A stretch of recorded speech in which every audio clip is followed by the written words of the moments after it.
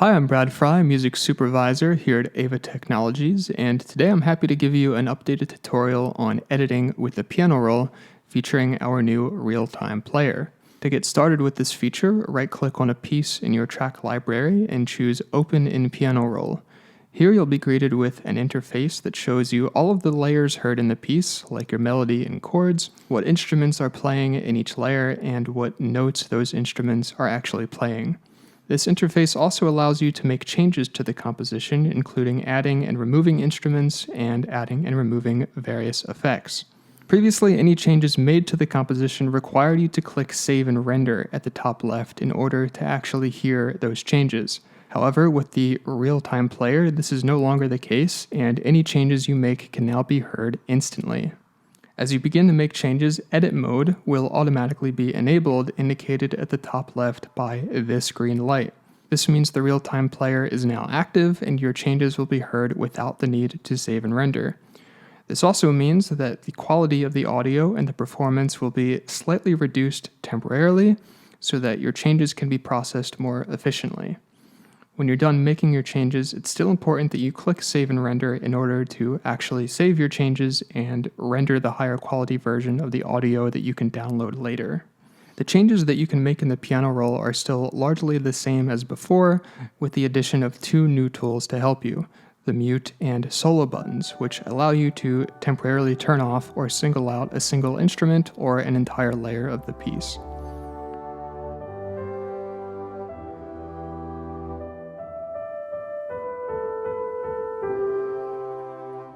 To change an instrument in your piece, first click on the drop-down menu for the instrument track, then navigate through the various categories to find your desired instrument and select it.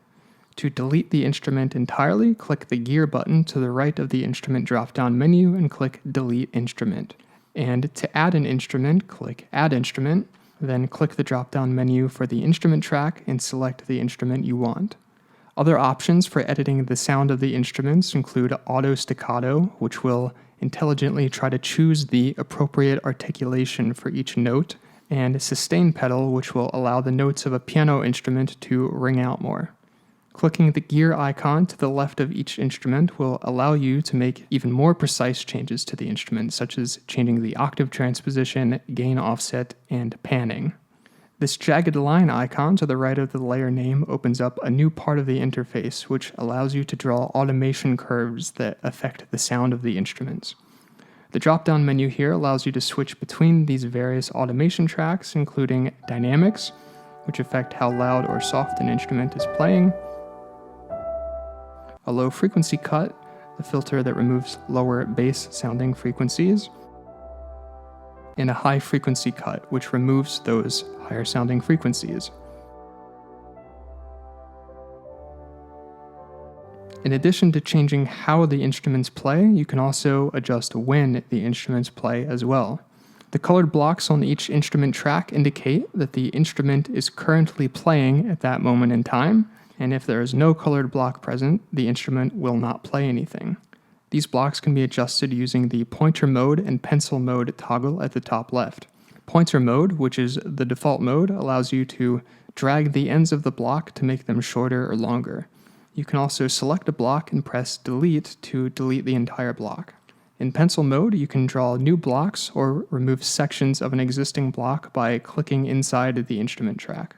The tempo track, which sits above all of the other layers, allows you to change the overall speed of the piece by inputting a value.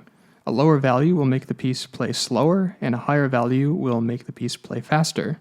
Simply type in your desired value and click Set Constant BPM to change the tempo. At the very top of the interface, you'll see a button that says Effects, and clicking that will reveal a few different effects that will apply to the entire track. Bass Boost will, as the name suggests, add a bit more bass to the overall sound. Vinyl effects will add some old school vinyl scratchy noises and saturation, and reverb will allow you to select a variety of different spaces that will result in the music ringing out a bit more.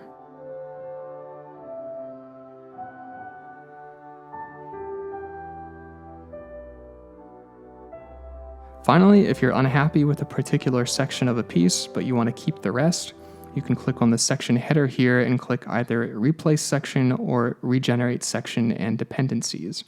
replace section will only replace the section you clicked on, whereas the latter will also replace any section which is a variation or repetition of the section you clicked on.